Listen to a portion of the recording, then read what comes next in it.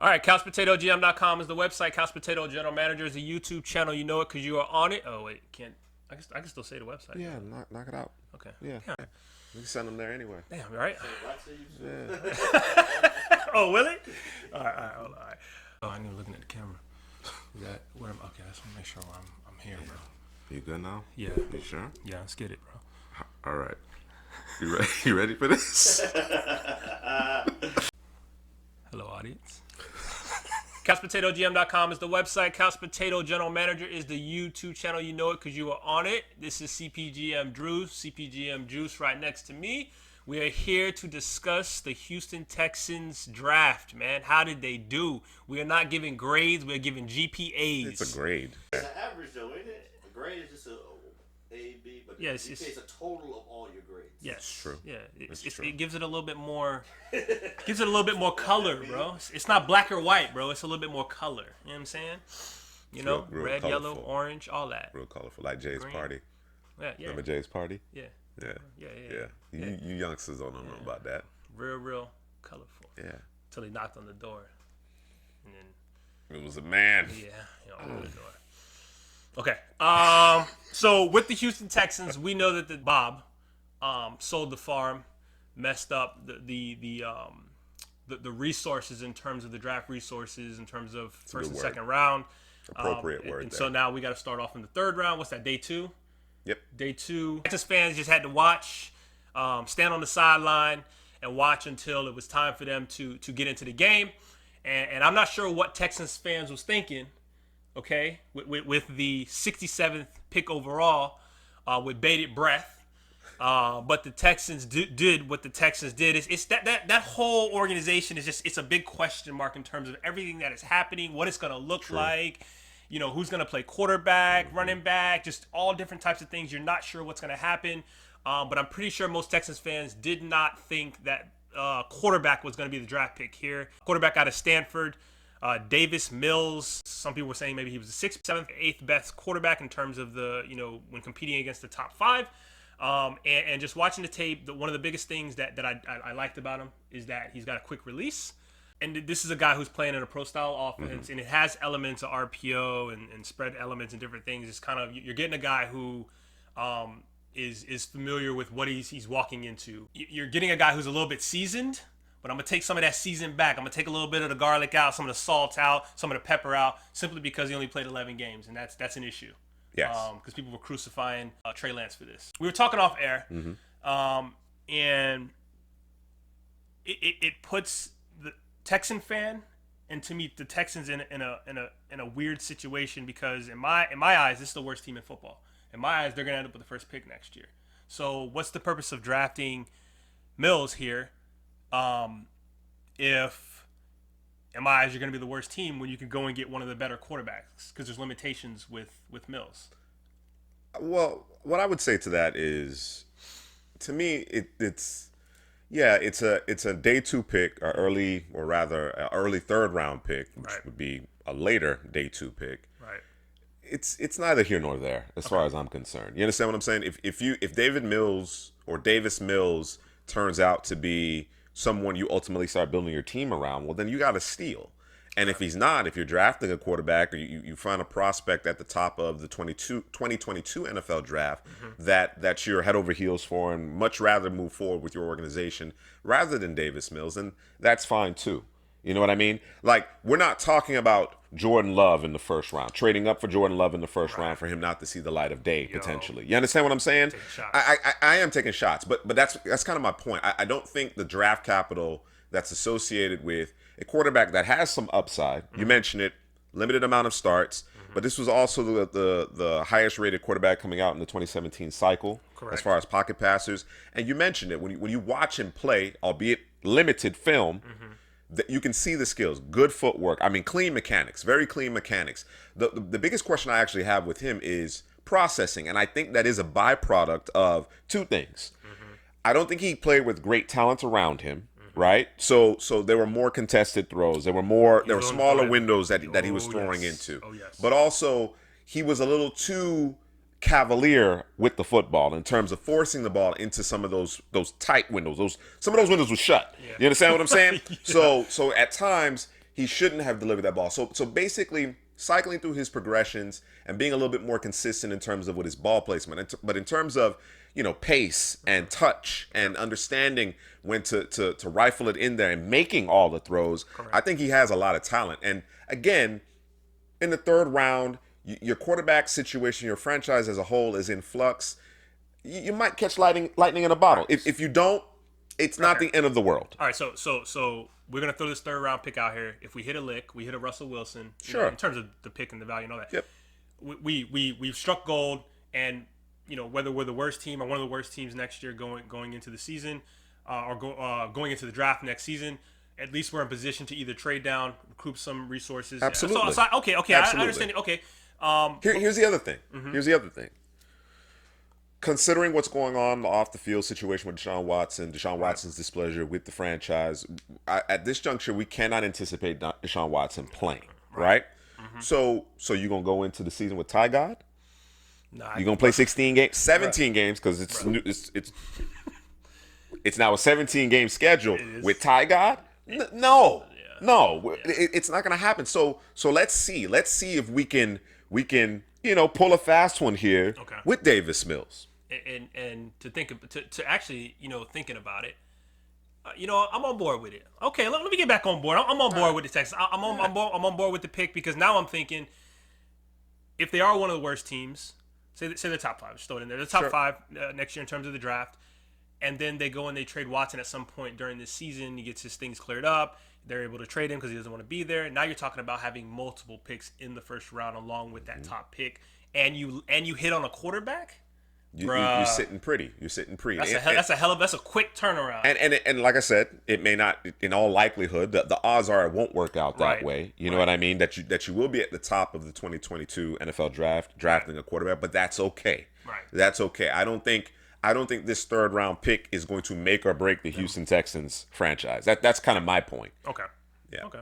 All right, man. You talked me into it. I ain't hating. I ain't hating no more. I'm off of it.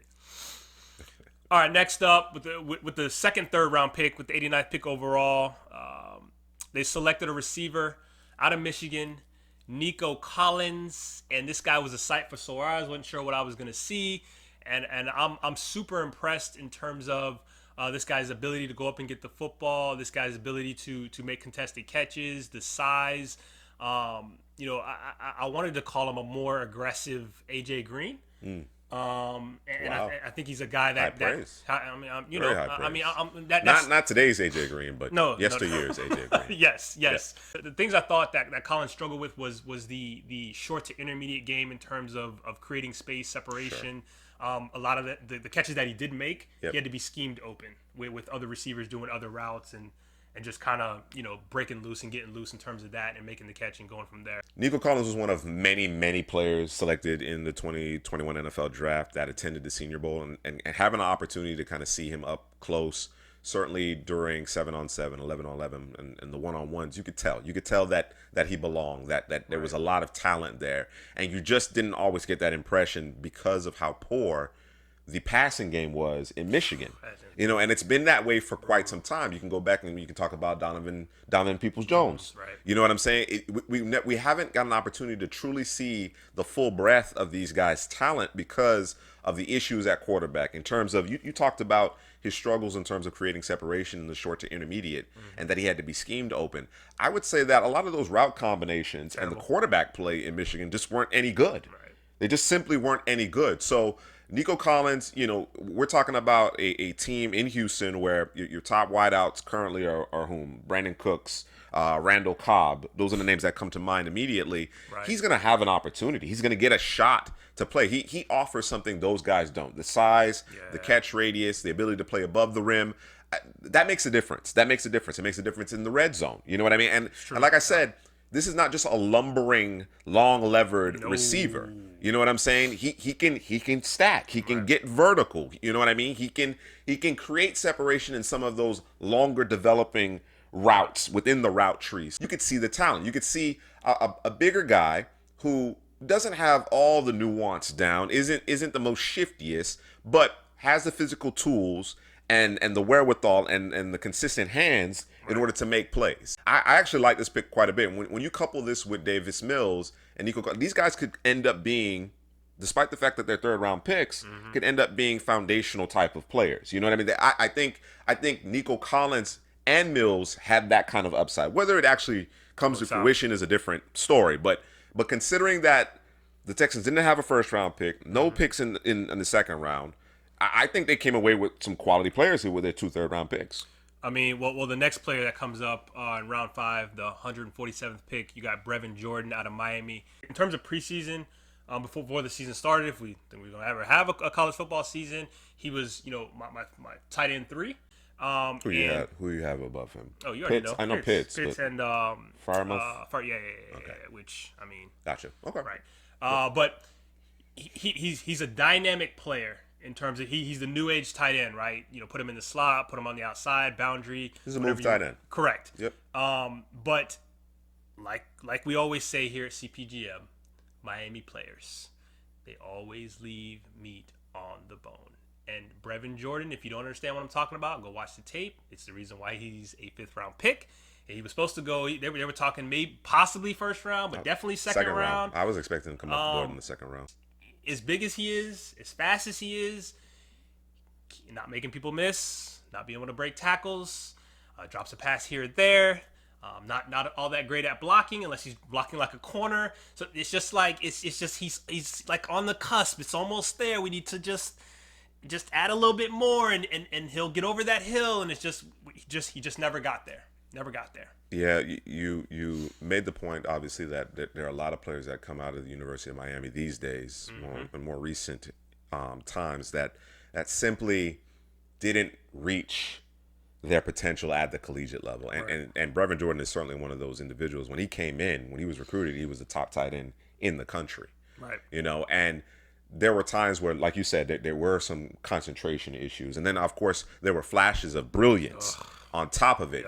The issue was, in my opinion, the biggest issue was his health, staying healthy, which it could be it could be bad luck. It could be you're not necessarily doing what's necessary to keep your body in peak condition. Right. Yeah. We don't have that insight, but certainly when you take all those things into consideration, and the fact that he didn't get great coaching, and at times he was sparingly used, although he was your best threat in the passing game. It resulted in him tumbling, tumbling all the way to day 3. And again, this is a guy that I thought had a chance, a legitimate shot of coming off the board early in the second round, no later than the top half of the third round. And of course, like you mentioned, he ends up in the 5th round. But he immediately becomes, really intriguing in Houston, because to me, despite his inconsistency, despite some of his struggles, despite the injuries, whatever the case may be, he's the most talented tight end they have on the roster. Just as I mentioned with Nico Collins, the size, the matchups that he can create, or the matchup issues that he can create, the prowess in the red zone, I think is important. I think you got to score. In the regular season, we're talking 17 games now. Of course, you want to be able to get stops. But there are going to be times where it's just a track meet, because that's just the nature of the beast. That's the way the game is being officiated now. You need guys who can make plays. And considering what Brevin Jordan can do, particularly when the ball is in his hands, I think again, you think about how little draft capital Houston entered this draft with, and what they managed to do with a pair of 3rd round picks and now this 5th round pick. You have to be encouraged. Yeah, you do. As poor as things have been in Houston, associated with this franchise, these first 3 picks are reasons for optimism. You know what I'm saying? Right. Not necessarily immediately, but certainly long term. Garrett Wallow, linebacker out of TCU, and boy, I can't stand Big 12 defense. I can't. I know. Because they just misuse these players. This guy's playing middle linebacker, had probably no business playing it. Nope. Although he had a crap ton of tackles. Yep. This guy is run some more, sideline to sideline, vertical, horizontal, up, down, all around. And it's I mean, watching tape, he was kind of exciting to watch, just in terms of him getting to the ball carrier. But I felt like he would pick the wrong hole. He did some guessing. Get caught up in the trash. and just not being able to make the play, or if he was available to make the play, he would miss the tackle because he's coming in crazy. But again, he did make a lot of tackles.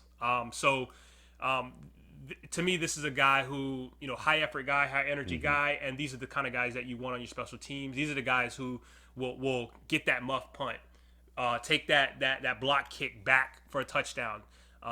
These are the guys who, if someone is trying to run a fake punt or field goal or whatever it is, these are the guys who usually will make a play because they're aware of what's going on and they're high energy. I don't know that we'll ever see him playing specifically on the defense, but this is, I think, a hell of a special teams player for me. Yeah, he is, this selection is in the image of what this defense is transitioning to. So obviously they've been a odd man front, 34 defense for quite some time. They now have brought in Lovie Smith. I know to Drew's chagrin, they're bringing in Lovie Smith. Lovie Smith runs a traditional even man front, 4-3 with cover 2 on the back end. So you need linebackers at the second level who can run, who can cover. He played, like you said, out of position. They had him at the mic. He's 225 tops, playing at the mic, and like you said, he's getting washed out. When he fired his gun, there was a certain level of aggressiveness that I appreciated about him, and I thought the 2019 tape was better than the 2020 tape because he was in a hurry to get downhill.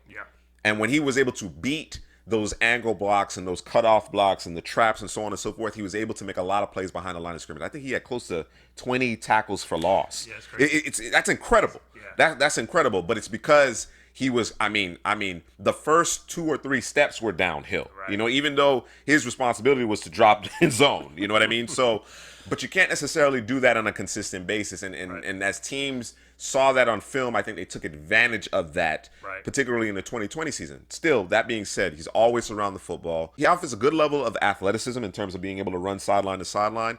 And if you stick him at the will, you keep him clean, I think he can be an average starter at some point. Maybe not immediately. Like you said, special teams is how he makes his hay initially.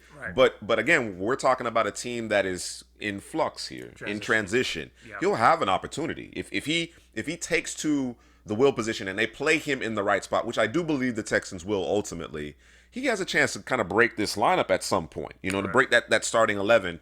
Perhaps not this season, but down the line potentially. He may function well in that zone scheme. 2-time Big 12 first team. Like you said, there's a lot of production there. And I also think a couple things to note. He did get an invite to the Senior Bowl, which I think is always significant. Although he did not participate because I believe of COVID-19. And he was the undisputed leader on that defense. He was the signal caller. He was the alpha. He was kind of the heartbeat of the defense. And of course, those intangibles make a difference too in terms of your ability to kind of stick around on NFL rosters. The 6th round with the 195th pick, Texans selected. So last pick, by the way, not that you guys didn't know that, but I'm gonna let you know anyways. Selected Roy Lopez, defensive tackle out of Arizona, and this is a guy who played for New Mexico State. And then ended up transferring to Arizona. He's strong at the point of attack, and he played all over the line of scrimmage. And I think for me, he makes the team specifically because he played all over the line of scrimmage. You can put him at either end or either tackle position. I don't know that the 3 technique is where you want him. Sure. Unless you're doing something specific that you want to see, because usually that guy is, a guy who's explosive off the snap and can get some penetration, and then everything kind of falls into place after that. But maybe he's the guy who plays next to the line him up over the center. Correct. Yeah. This is one of those depth rotational type of situations where of course again we're transitioning from a 3-4 scheme where you have a traditional nose and a pair of 5 techniques, right? And now we're going to 4-3 edges, a 3 technique to your point, a 1 over the nose, shading. It's you have to find the players for that. So while it's not a household name, obviously it's later in the draft. A guy that can play along along the defensive line, multiple spots. Add depth. You have to think about Lovie Smith's history in the NFL. Of course, he was in Tampa Bay with Tony Dungy, 4-3, cover 2. Pass rushes, 4-3 scheme, a rotation of pass rushes. And then, of course, in Chicago, they made that run. based on a strong running game on offense and of course, a quality defense, again, led by the down four. So you got to have as many bodies there. That has gotten lost. I think that's gotten lost among NFL teams. Teams may have one or two dominant big name guys that can push the pocket, whatever the case may be. But the teams that can just send waves of players, whether it be guys that are really effective in terms of getting after the passer, Right. or just simply just doing their job. Right. You know what I mean? Being gap sound. You know what I mean? Being able to give those upper echelon pass rushers a blow so that they can remain fresh. That's important. You got to have depth at that position. So makes sense. So looking at the Texans draft as a whole, because we're about to give out this GPA for those guys, did they accomplish what they needed to accomplish going into this draft? And I know obviously this is a team who went out in free agency, Yeah, just started plugging holes, getting players. Did they accomplish what they needed to accomplish, or I look at them as this is a team who just has so many holes. I'm not sure what the true direction is.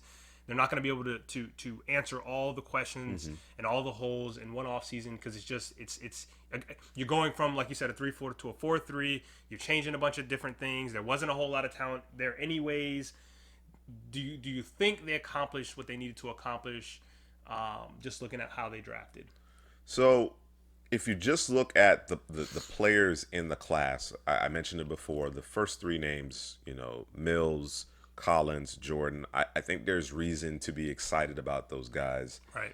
Late day 2, day 3. From my perspective, particularly with Brevin Jordan, I was expecting him to come off the board earlier. I think Nico Collins is going to be a better pro than a college player Definitely. because of just the circumstances. Right. And then Davis Mills is kind of the wild card. You know what I mean?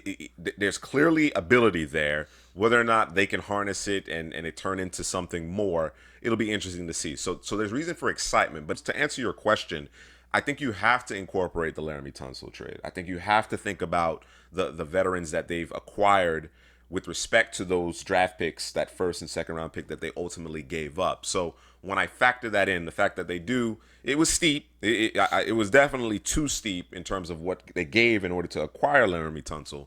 But I consider him part of the draft class from a grading perspective. Okay. And that's why I'm giving them about a 2.75 for me. 2.75. I think considering their limited draft capital, this was a solid class that they managed. I would say so. I would say so. I'd be comfortable saying that. Yeah, because going into it, I was kind of bypassing those guys. Yeah, it was like the Texans. Right. Who cares? Right. You know what I'm saying? Almost And then forgot they was in the league. and then you look at their draft class, like, not bad. No, they did. Not bad. They did good for what they had. So you know what? I'm gonna give them a 2.85. Okay. 2.85.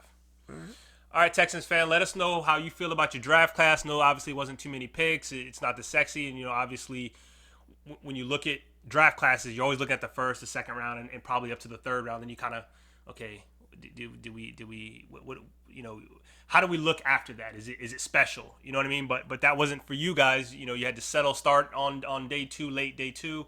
And how do you feel about what your GM and front office did? How do you feel about Davis Mills, and how do you feel about Nico Collins and Brevin Jordan?